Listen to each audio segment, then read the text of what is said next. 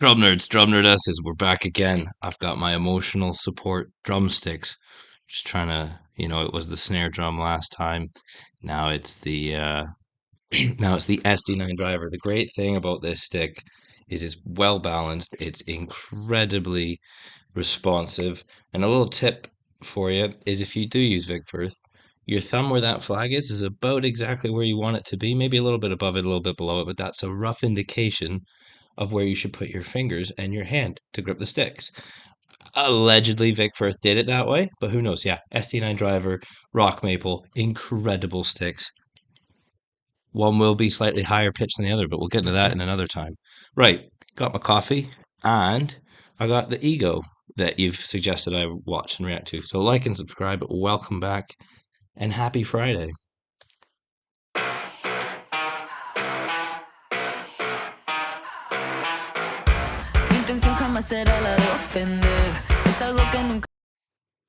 That bass drum sounds amazing. Well mic'd up. I don't think it's an 808 been put on that, but jeez, that sounds really, really great.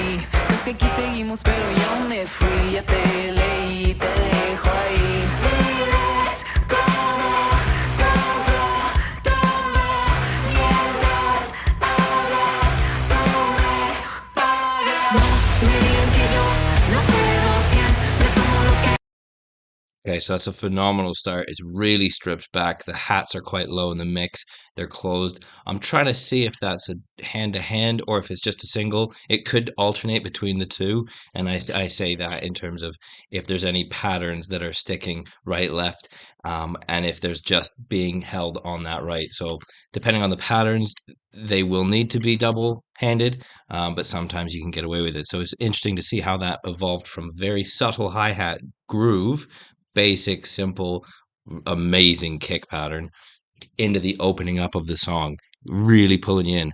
Got no idea what they're talking about. Don't speak Spanish. So fill me in the comments below, please.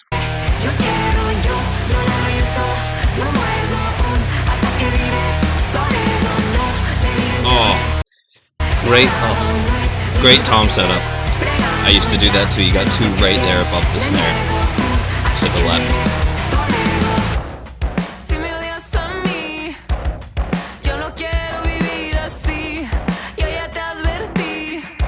So again, you could get away with that. It would just change the subdivision, and I'm not saying that I know which this. I mean, so basically, you could be doing 16ths single hand, or you could be taking that back and still doing 16ths, but you'd be well.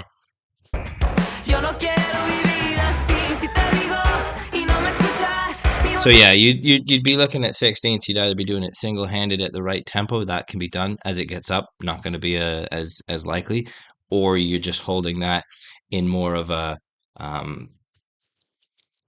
in a double-handed 16th note pattern on the hats. Again, it's not that one's better or worse. It just one will feel smoother at a certain tempo. But then it also eliminates certain things that can be done. So if you're holding it with a single hand 16th on the hi-hat, you can do a lot of snare drum fill work, and you can move around a bit more freely because you have that hand on the snare. Whereas if you're double-handed 16ths on that hat, you're limited to really where you can put that snare and how you can do things purely because you're up there, right? And as soon as that hand comes off, you lose the 16th note drive on that hat. So there's an argument that can be had for both. Here we go, drum nerd.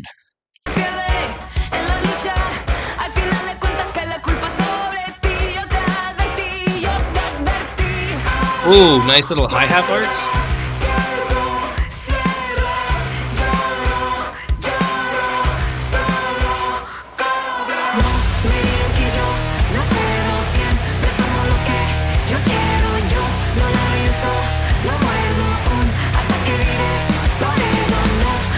Oh, that's great. Very simple, subtle, but well executed.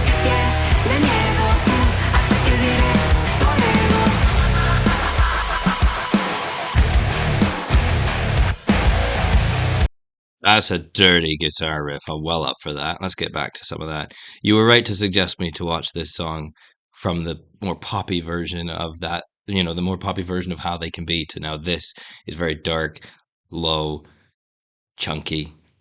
I like it.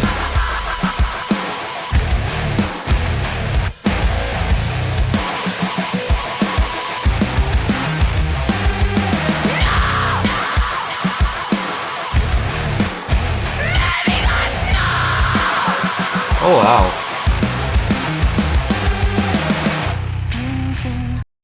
So you've got a really nice loose hats kind of middle eight section breakdown there.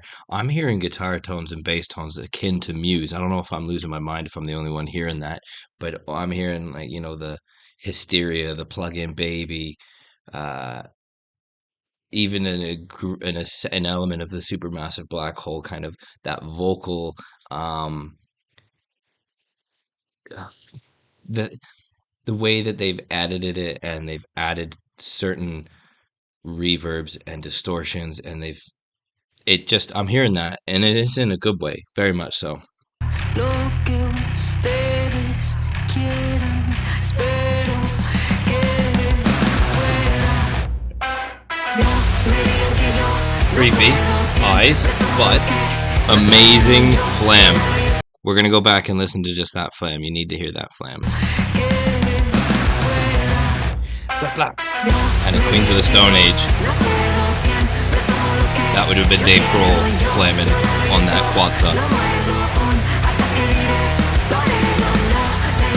Really loose and swashy hats. Really gives you that chunky drive. But they can go up bigger still. I wonder if they're going to.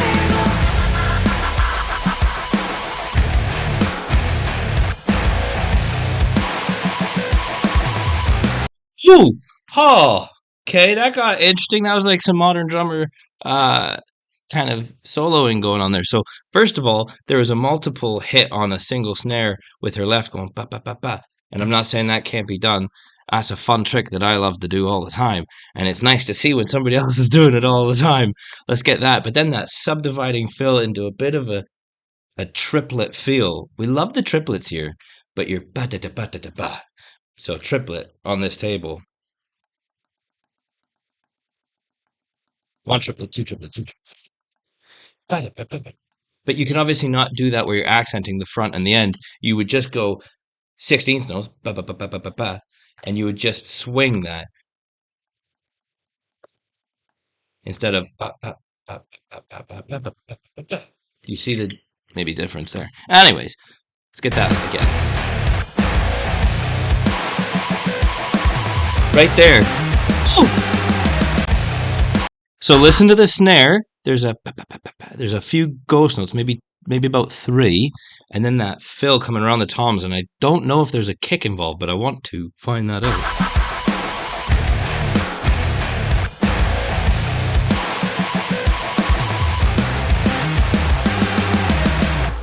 There was. That was between the foot and the tom, the floor tom.